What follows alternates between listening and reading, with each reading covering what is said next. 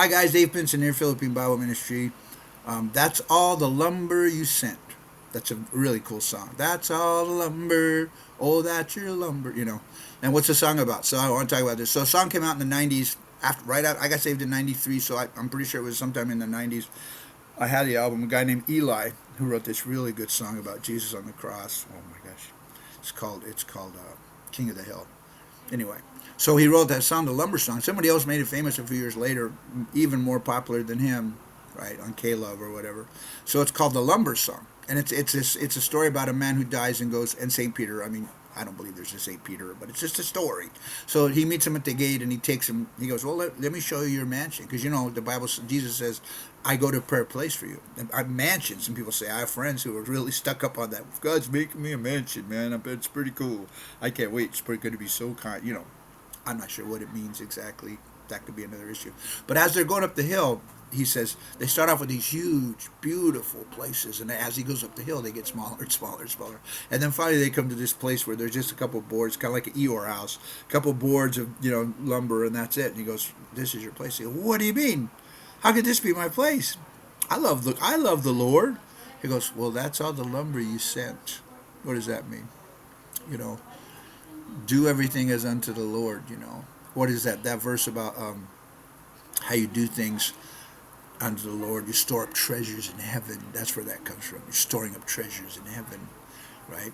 So I think it's a very powerful song. I love that song. It actually hit me really hard this morning as I was listening to it, of how powerful it really is.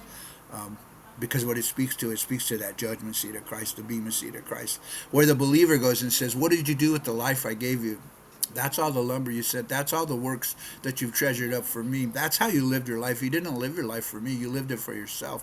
Yes, you're saved, but you don't have it. You know, how important is this? Well, I think it's pretty important. I mean, do you want to be the one? I keep saying this. Do you want to be the one that says, "Well done, good and faithful servant"? Right? God has created us to do things. God has created us. Our hearts need to be for others. Jesus, right? Because as we grow into His likeness, we should be living our life for others. How much of your day is spent thinking about, and not just your family members? I mean, obviously that's going to happen, right?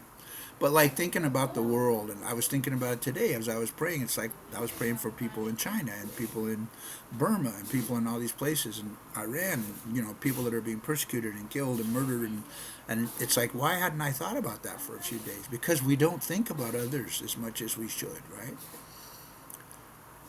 God gave us a new heart, right? A soft heart.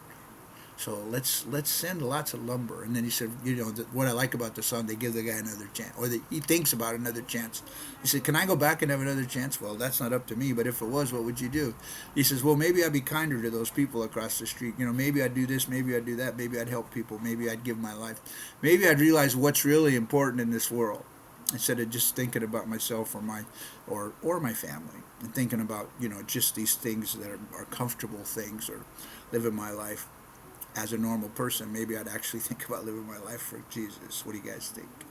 God bless you guys. Let's send a ton of lumber up there, huh? We're created for good works, right? And so pray that God will change your heart, and He will open your heart to this. God bless you guys. Ta ta for now.